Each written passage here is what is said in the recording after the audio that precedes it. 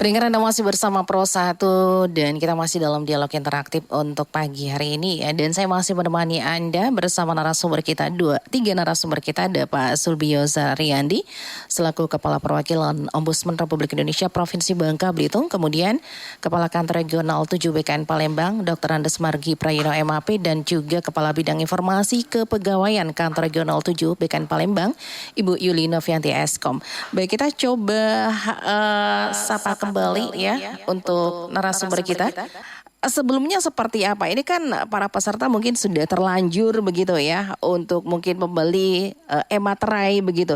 Nah, seperti apa ini dari bidang informasi BKN Regional Palembang ini sendiri menjawab hal itu? Kalau terkait untuk e-materai, Mbak, memang kemarin mungkin terlalu banyak antusias dari masyarakat juga untuk pembukaan CPNS tahun ini. Sampai 3,2 juta kalau nggak salah Bu ya? Iya, lebih kurang seperti itu. Karena untuk antusiasme masyarakatnya cukup tinggi dan juga kemungkinan juga bukan kita menyalahkan masyarakat juga, karena di waktu batas mau terakhir mereka baru berbondong-bondong untuk melakukan pendaftaran seperti itu. Karena kalau yang sebelumnya juga alhamdulillah sudah lancar, mungkin karena antusias masyarakatnya banyak, persediaan juga mungkin kemarin terbatas juga atau seperti apa, tapi alhamdulillah akhirnya kita ada kesepakatan antara Peruri dan BKN, maka dikeluarkan keputusan untuk perpanjangan waktu pendaftaran untuk CPNS-nya yang seharusnya tanggal 6 menjadi tanggal 10. Kemudian keluar lagi kita aturan mungkin udah kesepakatan kembali untuk dari e-materai tadi yang terkendala mendapatkan atau membeli e-materai dengan konvensional kembali untuk materainya. Tapi yang masyarakat atau pelamar yang sudah mendaftar atau membeli, kemungkinan untuk informasi itu di materai elektronik itu bisa untuk pengembalian, untuk pembelian seperti itu, Mbak. Seperti itu. Oke, jadi akan ada pengembalian begitu ya untuk pembelian materai yang tidak digunakan karena menggunakan materai konvensional begitu, Bu Yuli? Kalau informasi seperti itu nanti ada materai-elektronik.com, kalau salah di situ ada persyaratan untuk pengajuan pengembalian, tapi hanya sekitar 75%, kalau nggak salah seperti itu. Oke, hanya 75% ya. Baik, artinya kan ini perpanjangan waktu hingga 10 September, artinya kan akan menggeser. Baik, akan menggeser begitu ya tahapan-tahapan berikutnya untuk CPNS ini sendiri, Bu Yuli. Seperti apa menanggapi hal itu? Berdasarkan dari aturan kita untuk perpanjangan kemarin yang sebelumnya di tanggal 6 September yang menjadi tanggal 10, memang ada kemunduran kembali dari seleksi administrasinya yang kemarin 20 Agustus sampai dengan 30 September, setelahnya ada perbaruan dari penjadwalan ulang kembali, jadi untuk terbarunya 20 Agustus sampai dengan tanggal 17 September. Tapi untuk kegiatan seleksinya masih di jadwal yang sebelumnya, tidak ada perubahan. Hanya untuk pendaftaran saja yang diadakan di penyesuaian kembali jadwal di tanggal 10. Oke, baik. Jadi untuk seleksi administrasi, pengumuman hasil seleksi itu akan mundur begitu ya Ibu Yuli ya. Tapi untuk pelaksanaannya tetap di 16 Oktober untuk SKD-nya begitu? Iya, masih. Yang berubah hanya untuk di seleksi administrasi? Seleksi administrasi hanya berubah di sana aja. Sama pengumuman hasil nanti hasil seleksi administrasinya menjadi tanggal 19 September yang sebelumnya tanggal 17 September. Oke, baik. Baik Bu Yuli dan Pak Margi, saya ke Pak Yozar. Pak Yozar, nah ini kan sudah clear lah begitu ya permasalahan-permasalahan yang dihadapi oleh proses pendaftaran CPNS 2024. Nah, kalau dari Pak Yozar tadi mungkin mendengar juga apa yang disampaikan oleh Pak Margi, Ibu Yuli dari Kantor Regional 7 BKN Palembang, akan ada kemunduran ya untuk beberapa seleksi administrasi, tapi untuk pelaksanaannya tetap berjalan di pakemnya begitu. Nah, seperti apa Pak Yozar menanggapi hal ini? Baik, sebenarnya berkaca dari beberapa kegiatan pengawasan kami untuk seleksi CPNS atau sejenis di beberapa tahun terakhir, sebenarnya titik krusial keluhan yang sering disampaikan ke kami itu adalah pertama pada saat proses pendaftarannya. Oke. Itu akan ada upaya ekstra kita untuk menyerap, memantau dan seterusnya bagaimana kondisi proses pendaftaran. Kedua, nanti akan muncul kembali persoalan-persoalan itu pada masa sanggah. Oh, oke. Nah, setelah masa sanggah diumumkan, nah ini akan ada biasanya keluhan-keluhan terkait dengan proses seleksi. Setelah itu titik krusial kita yang lainnya adalah pada masa nanti di pengeluaran nomor induk pegawai, NIP ya, pemberkasan dan seterusnya.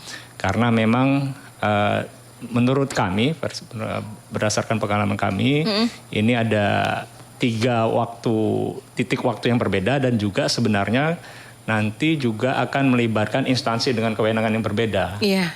Ini kan ada BKN sebagai penyelenggara, tapi juga ada instansi yang kemudian memang sebagai pengguna begitu ya, yang kemudian akan merekrut pegawai. Nah ini kita seringkali kemudian menemukan juga peserta ini sulit membedakan. Baik. Ini kewenangan siapa? Misalnya dia tidak diloloskan di tahap verifikasi misalnya, verifikasi berkas itu kan sering ada kasus seperti itu. Atau sebaliknya tahap verifikasi berkas sudah selesai, tes sudah lulus bahkan sampai nanti proses tahap NIP itu bisa jadi pada ada kasus tertentu dia tidak bisa keluar NIP-nya. Baik, sebelum dilanjutkan kita ke penelpon dulu ya Pak Yozar ya.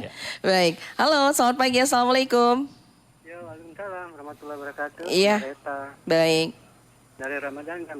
Dari Bang Ramadan. Baik. Ya, silakan Bang Ramadan. Kita ada 3 narasumber ya di pagi ini ya. Bapak narasumber dan ada ibu juga ya. Ada Ibu Yuli Novianti Eskom, ini Kepala Bidang Informasi.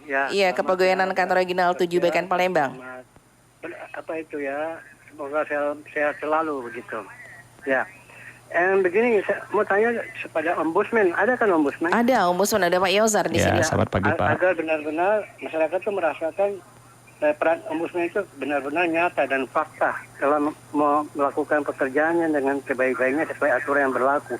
Jadi misalnya pernahkah ada kasus ini dan itu yang memang berangkat dari kepada ASN dengan cara KKN misalnya ya, itu mereka masuk dari jalur itu kemudian ada pelaporan dan ombudsman membuktikan hal itu bahwa ini salah dan secara hukum juga telah mengembalikan telah menetir hal yang salah itu mungkin sanksi dan lain-lain. Itu benar-benar nyata fakta bahwa ombudsman sudah pernah melakukan ini apa saja sih. Jadi masyarakat semakin percaya. Jadi kredibilitasnya ombudsman itu semakin naik rankingnya gitu. Ya, terus yang kedua tentang untuk hak difabel ya, itu kan harus sama, diberlakukan sama, khususnya 2% kuota untuk masuk ke jalur ASN ini. Seperti apa ombudsman membacanya ya, jalur supaya mereka itu punya kesempatan dan hak yang sama. Yang penting berkompetitif secara real juga, artinya sama dengan non difabel. Kompetitif jadi sesuai dengan skill dan apa yang dilakukan di undang-undang itu atau peraturan itu apa yang disyaratkan itu harus sama. Jadi bukan karena diberikan kesempatan tapi seenaknya saya tidak juga kan, harus sesuai begitu. Itu ombudsman membacanya gimana supaya mereka merasa kita punya hak. Jadi dia tidak minta apa-apa, hanya menuntut hak-hak yang sama dengan non difabel gitu. Itu yang. Jadi ada 2 pertanyaan itu saja mungkin. Kalau untuk BKN Palembangnya, adakah pertanyaan Pak Ramadan? Bagaimana? Untuk narasumber kita BKN Palembang, adakah pertanyaan ingin disampaikan? BKN Palembang itu terkait apa ya? Ini masih terkait lika-liku pendaftaran CPNS 2024. Ya, saya ingin mendengarkan saja pencerahan atau keterangan dari para narasumbernya ya, supaya kita lebih mengerti ya. Dan mungkin bisa diberikan kepada masyarakat. Ya. Baik. Nah, saya mau ingin dengar saja ya. Mungkin saya tanya kepada ombudsman dulu. Kalau saya tanya lagi yang terlalu panjang nanti banyak. Baik. Terima kasih ya. Baik, terima kasih. Iya, terima kasih buat Bang Ramadan ya di Sorong Papua Barat Daya udah gabung bersama kita juga. Pak Margi dan Ibu Yuli, saya ke Pak Yozar dulu ya Pak ya, Bu. Ya, silakan. Baik, silakan Pak Yozar ditanggapi apa yang disampaikan oleh dua narasumber kita tadi. Baik, kalau kita bicara maladministrasi dalam proses CPNS ini peluangnya ada banyak sebenarnya, termasuk kemudian bagaimana mungkin konflik kepentingan dan seterusnya. Tapi kan manfaat dari keberadaan pengawasan secara internal maupun eksternal itu adalah untuk meminimalisir penyimpangan yang tidak diinginkan begitu ya. Yeah. Mulai dari mungkin penyimpangan prosedur, kemudian penyalahgunaan wewenang, kemudian bisa jadi ada proses meminta imbalan misalnya ya, katakanlah demikian. Tapi pada prinsipnya kita kan dalam proses, kalau dalam perspektif Ombudsman sendiri dalam proses penyelesaian laporan seperti itu tentunya kemudian berlaku bagaimana kemudian kita bisa menemukan bukti atau tidak itu dari setiap proses itu kan. Karena belum tentu juga setiap laporan yang masuk itu bisa kita temukan maladministrasinya begitu ya, seperti yang dikeluhkan. Nah ini barangkali satu prinsip yang perlu kita pahami bersama. Tapi saya kira pada tahun ini juga kita sudah melihat bagaimana secara internal Panitia Nasional Pengadaan CPNS tahun 2024 ini juga sudah menyediakan pengawas baik dari BKN sendiri maupun dari BPKP begitu. Itu terkait dengan pertanyaan pertama. Sebenarnya untuk pertanyaan kedua ini Bapak Ibu dari BKN bisa menjawab ya, terkait difabel gitu ya. Disabilitas bagaimana kemudian pengakudiran terhadap kondisi teman-teman kita yang punya keterbatasan ini. Tapi pada prinsipnya tentunya kita ingin dan sepakat bahwa kemudian teman-teman disabilitas ini juga diberi semacam peluang dan afirmasi untuk kemudian bisa mengakses terhadap proses seleksi ini. Dan bentuknya bisa bermacam-macam dan kami kira secara teknis BKN sudah mempersiapkan, setahu saya misalnya soal ada pembaca soal misalnya kemudian juga ada penambahan waktu dan seterusnya. Saya kira seperti itu. Oke, baik. Nah, Pak Margi dan Ibu Yuli, ini ya mungkin menyambung juga apa yang ditanyakan oleh pendengar kita Pak Ramadan di Sorong, Papua Barat Daya begitu. Ini terkait hak difabel begitu ya. Nah, kalau dari BKN Palembang seperti apa menjawab hal ini? Ya, baik. Terkait dengan difabel, sebetulnya kita juga mempunyai prioritas, Ibu. Dari segi pelayanan juga kita prioritaskan. Jadi kita utamakanlah pelayanan untuk difabel. Nah karena terkait dengan formasi difabel yang harus sama dengan umum, nah inilah yang masih kita perlu kaji ulang. Karena ini kan yang menentukan Panselnas, Bu. Panselnas itu bukan hanya BKN, jadi ada beberapa kementerian dan lembaga yang tergabung di Panselnas itu. Nah, biasanya Panselnas punya data untuk meyakinkan bahwa untuk sementara mungkin masih dalam persentase yang kalau kita lihat relatif sedikit, mungkin 2%. Maunya kan lebih itu ya, Bu. Iya, benar. Nah, nanti ke depan mungkin saja bisa kita evaluasi lagi sambil kita harus gitu ya menyiapkan segala sesuatunya untuk pelayanannya karena melayani difabel tidak seperti masyarakat yang biasa itu. Nah itu kita juga harus punya SDM untuk melayani itu. Yang kedua, berapa jumlah sesungguhnya difabel yang ada di Indonesia. Nah itu kita juga harus punya data sebelum kita menentukan formasinya ya. Tapi untuk ke depan mungkin saja ada perubahan-perubahan persentasenya mungkin saja. Karena kalau kita punya data yang valid, mungkin kita bisa estimasi ke arah sana. Mungkin itu Bapak yang dari Sorong ya, untuk menjawab sementara dari BKN. Silakan Ibu Yuli kalau mau menambahkan. Bu Yuli bisa menambahkan terkait ini hak difabel. Kemudian formasinya sendiri seperti apa ini Bu Yuli untuk di tahun 2024 ini sendiri? Ya Ibu, terkait yang di difabel. Memang untuk pelaksanaan yang di SKD untuk pelaksanaan CPNS ataupun formasi yang lain untuk CPNS memang 2% dari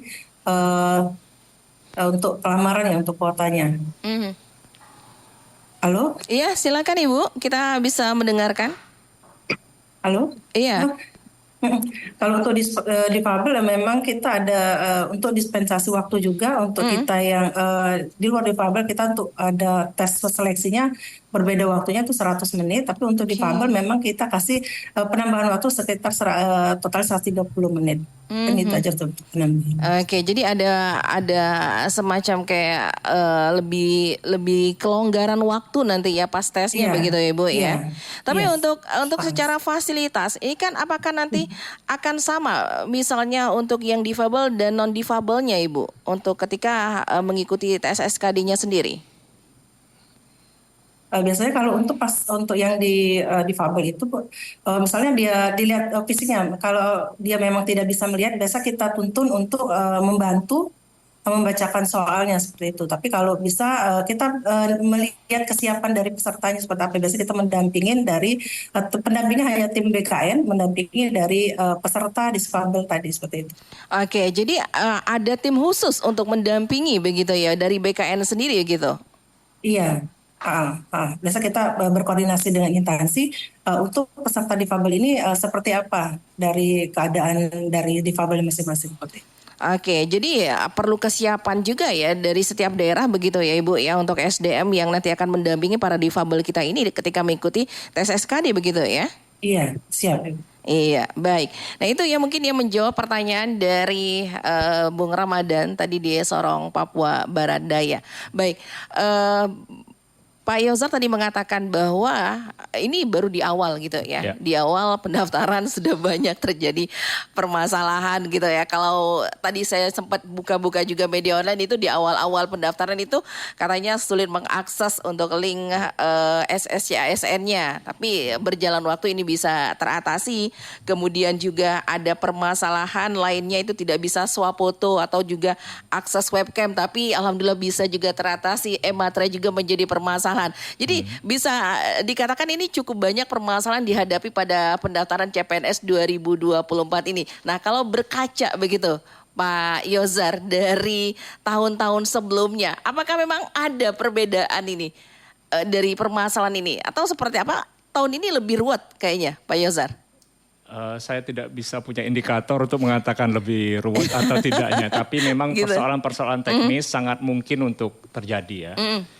Berdasarkan hasil koordinasi Ombudsman RI pusat dengan BKN, memang di helpdesk BKN sendiri itu mencatat banyak sekali berapa isu terkait proses pendaftaran, misalnya lupa password, NIK didaftarkan orang lain, itu ada kasus-kasus seperti itu juga. Kemudian lokasi lahirnya tidak ditemukan dan seterusnya. Itu terjadi di tahun ini laporan tahun 2023 di helpdesk milik BKN ya.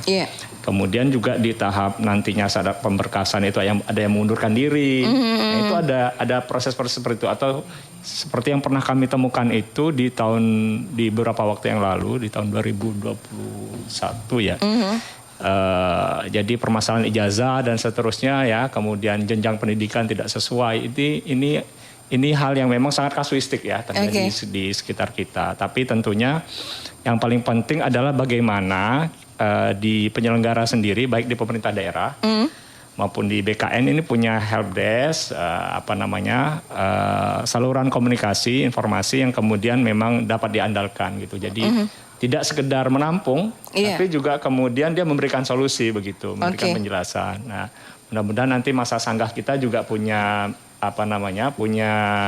kemampuan yang handal lah untuk kemudian merespon berbagai macam keluhan yang sebenarnya tidak sedikit ya. Kalau kemudian saya lihat di sini untuk tahun 2023 itu datanya berdasarkan data BKN ini untuk lupa password saja itu ada sekitar 8.316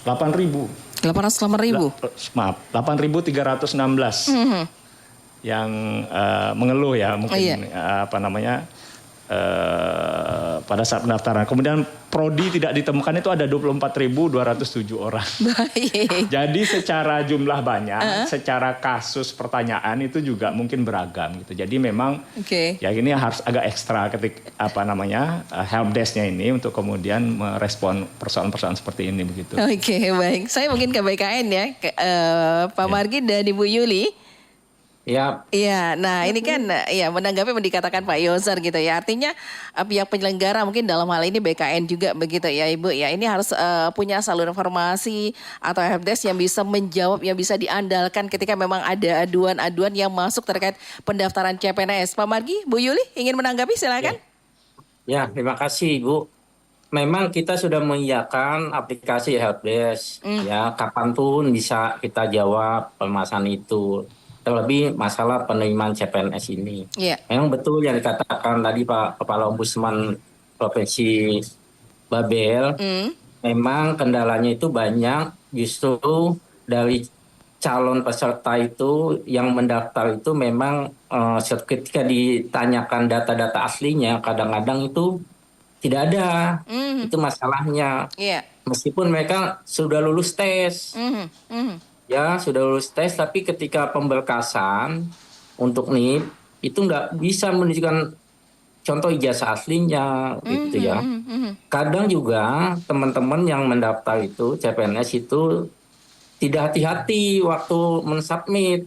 Sebelum mensubmit seharusnya lihat formasinya apa, yang dipunyai pendidikannya apa gitu. Nah ini kadang-kadang formasinya misalkan S1, dia cuma punya D3, tapi dia masih sekolah S1 tapi belum lulus. Nah dia itu spekulasi, masukkanlah punya ijazah S1 gitu loh Bu. Ternyata setelah pemberkasan belum lulus S1-nya. Nah kadang-kadang ini jadi kendala kita. Itu loh Bu. Itu salah satu. Belum yang lain-lain. Berarti ada salah 3 juga berarti ya Pak Margi ya. Nah itu jadi banyak memang Iya. permasalahan kalau kita rekrutmen CPNS ini banyak permasalahan. Dan biasanya bikin hati-hati Bu. Oh gitu ya. Implementasikan ini supaya masyarakat tidak ada dirugikan. Baik, ini Intinya itu, Ibu. Iya baik, sedikit ini Pak Margi menambahkan juga terkait tadi Bapak juga menyinggung masalah ijazah begitu ya. Nah kalau dari BKN sendiri ini ada nggak Pak misalnya kayak upaya juga untuk meminimalisir misalnya adanya data palsu atau mungkin ada yang menggunakan ijazah palsu atau yang lainnya gini Pak Margi?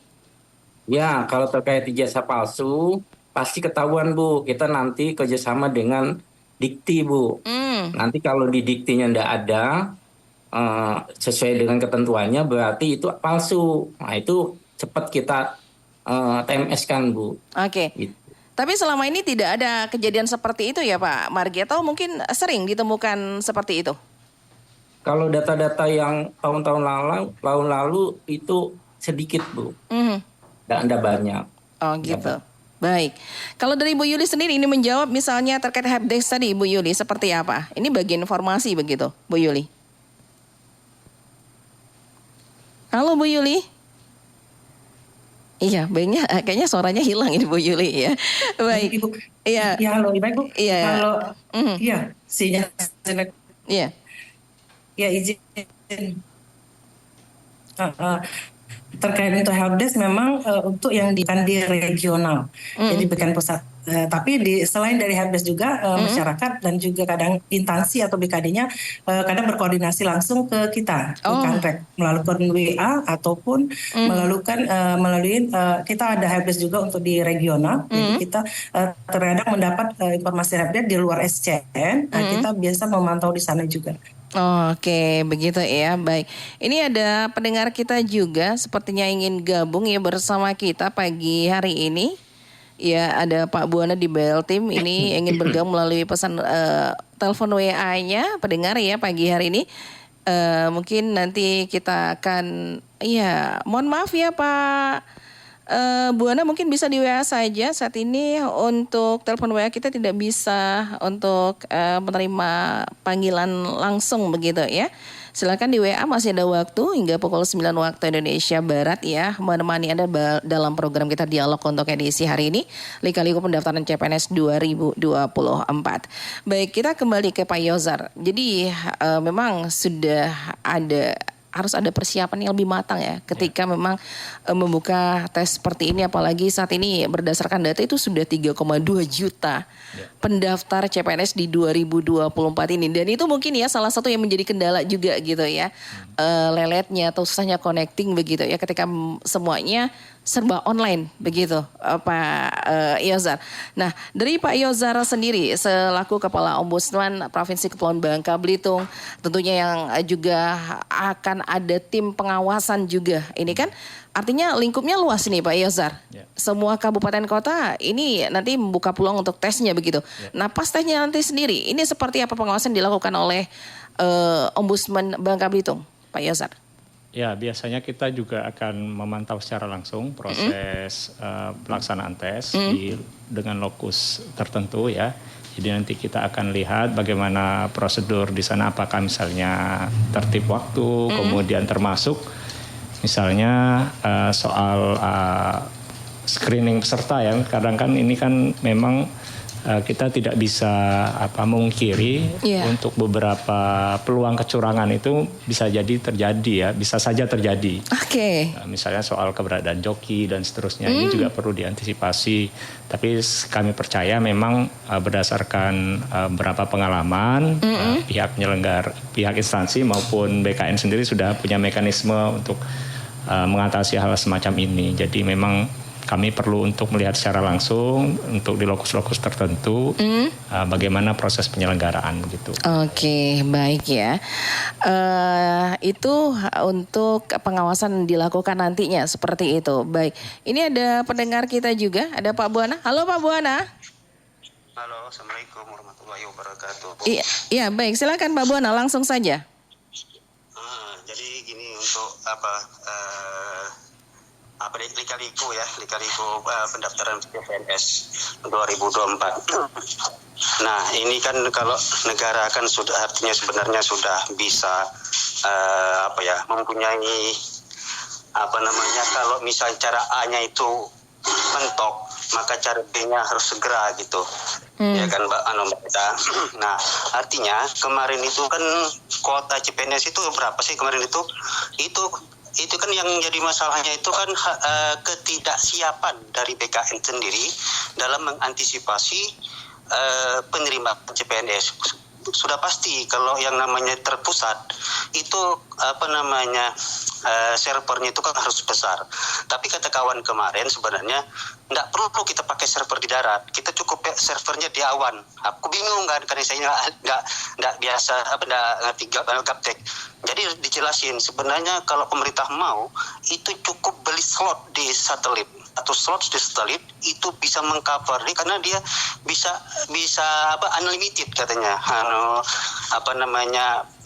berkas yang masuk itu. Nah, jadi seperti itu gitu ke depannya. Jangan lagi pakai server atau bisa saja nanti walaupun ini terpusat tapi coba karena ini kan ada yang sifatnya nasional, ada yang sifat kabupaten kota dan provinsi penerimaan CPNS ini. Nah melalui itu saja gitu. Nggak perlu kita nanti dari BKD-nya dari BKD ya kalau di kabupaten kota itu nanti yang berkas masuk dari pelamar yang ada melamar khusus misalnya Kabupaten Belitung Timur. Nah di BKD itulah nanti surat lamaran. Nah nanti dari situ baru bisa dikirim ke BKN pusat. Jadi nggak sibuk kacau balau kemarin itu Mbak Reta. Baik. Ada yang sampai tiga materai itu hangus Mbak Reta. Nah, tadi kan ada juga bagaimana kalau yang hangus itu? Bagaimana cara pengembalian kalau negara ingin mengembalikan uang yang pelamar CPNS ini? Itu kan yang seharusnya negara itu menyediakan lapangan pekerjaan, lowongan calon pekerjaan yang tidak merugikan masyarakat, tapi ini kan sudah merugikan masyarakat. Baik. Ada yang mencari materai itu keliling Mbak Reta. Ada yang sudah dibayar di kantor pos, sudah dibayar, tapi situ keterangannya belum dibayar. Nah, ada belinya nanti lewat minimart supermarket. Baik. Link-linknya itu juga Mbak. Jadi hal seperti ini menjadi pelajaran ke depannya. Kalau memang tadi terpusat, ya harus servernya belilah satu slot di satelit. Jadi bebas itu nanti negara. Jadi tidak merugikan masyarakat, tidak merugikan rakyat Indonesia. Itu aja Mbak Reta, lebih dan kurang saya mohon maaf. Wassalamualaikum warahmatullahi wabarakatuh. Baik, waalaikumsalam warahmatullahi wabarakatuh. Terima kasih banyak Pak Buana di Belitung Timur. Ini mungkin langsung ke BKN begitu ya. Pak Margi, Bu Yuli ingin menanggapi dari pendengar kita di Belitung Timur terkait tadi beberapa yang disampaikan, ada masukan juga tadi, ada beberapa kendala juga yang juga dialami. Katanya ini garis besarnya dari BKN-nya nggak siap begitu. Seperti apa menanggapinya Pak Margi, Mbak Yuli silakan. Iya, siap Ibu yang dari Belitung Timur. Iya. Mohon izin, memang usulannya bagus sekali itu ya. Tapi yang perlu kita ketahui sekarang, permasalahan e-materai itu ada di servernya Peruri.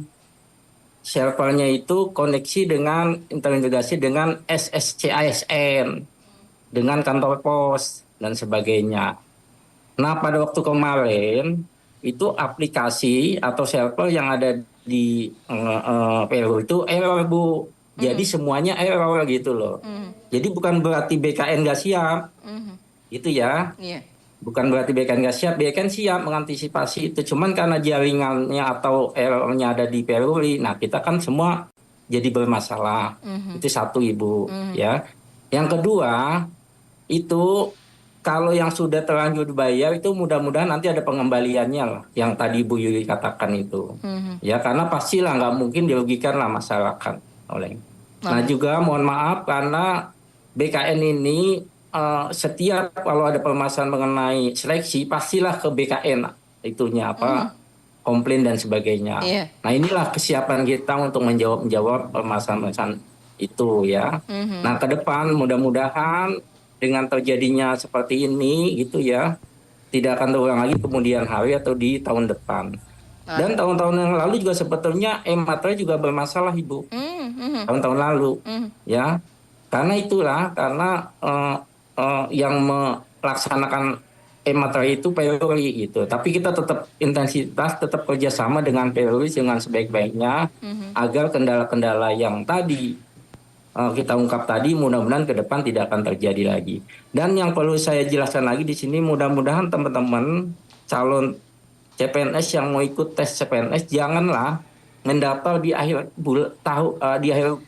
tanggal 10. Janganlah, hindarilah. Karena nanti kalau rame-rame di tanggal 10 nanti kalau bandwidth-nya gitu loh yang nggak bisa masuk gitu ya. Jadinya dia nanti pasti setelah tanggal 10 baru masuk gitu. Jadi kan rugi juga. Nah, kalau bisa sebelum tanggal 10 lah, jangan daftarnya sebelum tanggal 10 lah. Jangan pas tanggal 10 itu. Pesan saya itu aja, Ibu. Baik. Bu Yuli, silakan Bu Yuli ingin menambahkan juga, Bu Yuli. Oke, siap. Makasih Pak Margi.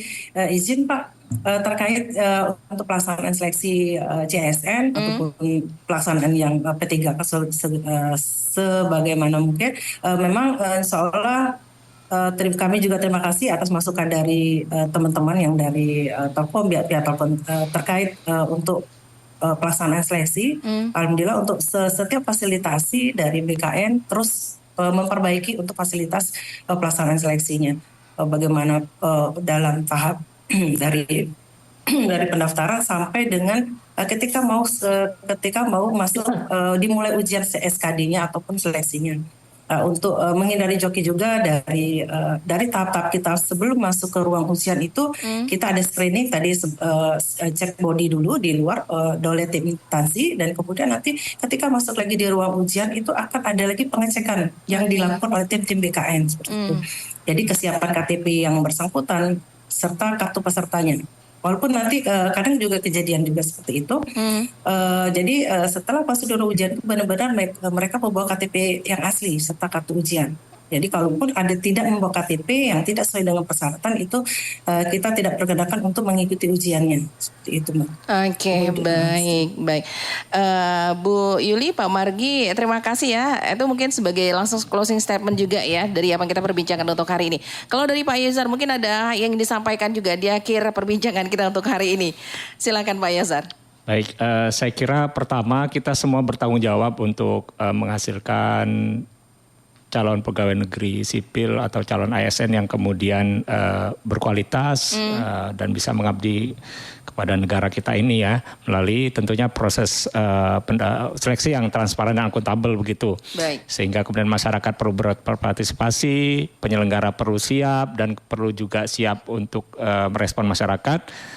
Dan juga termasuk kami juga membuka seluas-luasnya peran serta masyarakat untuk kemudian ikut mengawasi melalui mekanisme kanal pengaduan yang sudah kami siapkan di Ombudsman Bubble begitu ya. Jadi melalui media sosial kami di Ombudsman Bubble atau melalui nomor hotline kami 0811 973 3737. Jadi nanti kita bisa fasilitasi proses-proses barangkali yang terkait dengan keluhan di seleksi CASN kita tahun 2024 ini begitu Marita. Baik, Pak Yunus terima kasih. Semoga nantinya Pak Margi dan Bu Yuli tidak ada lagi permasalahan ya di masa sanggah nanti juga. Tadi dikatakan oleh Pak Yozar bahwa biasanya akan ada permasalahan lagi di masa sanggah, kemudian juga penetapan NIP-nya. Semoga nanti nggak ada lagi permasalahan ya Pak Margi dan Bu Yuli ya. Mudah-mudahan loh. Mudah-mudahan baik. Ya. Pak Margi, Bu Yuli terima kasih sudah bersama kita untuk hari ini. Semoga next nanti kita bisa bincang lagi Bapak Ibu. Sama-sama Mbak. Iya baik. Terima kasih. Selamat pagi. Assalamualaikum. Waalaikumsalam. Baik dan Pak Yozar terima kasih banyak juga sudah bersama Prosa untuk hari ini. Mungkin next nanti kita bisa bincang lagi ya. Karena nanti tahapannya ini masih panjang ini ya sampai 2025 begitu ya untuk penerimaan CPNS di 2024 ini dan semoga bermanfaat juga bagi pendengar kita. Pendengar terima kasih untuk hadir bersama kami. Kami akhiri dengan mengucapkan selamat pagi. Assalamualaikum warahmatullahi wabarakatuh. Waalaikumsalam. Baru saja Anda ikuti dialog interaktif RRI Sungai Liat Bangka Belitung. Sampai jumpa.